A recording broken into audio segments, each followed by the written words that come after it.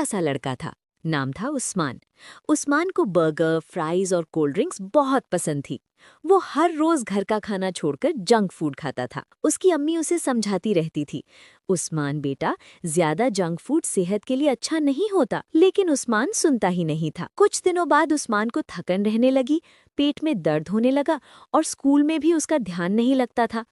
एक दिन वो इतना बीमार हो गया कि उसे डॉक्टर के पास ले जाना पड़ा। डॉक्टर ने चेक करके कहा, उस्मान, तुम्हारी तबीयत जंक फूड की वजह से खराब हो रही है। अगर तुम सेहतमंद रहना चाहते हो तो घर का सेहत बख्श खाना खाना होगा। उस्मान डर गया। उसने उसी दिन फैसला किया कि अब वो जंक फूड कम करेगा और फल, सब्जियां और घर का खाना खाएगा।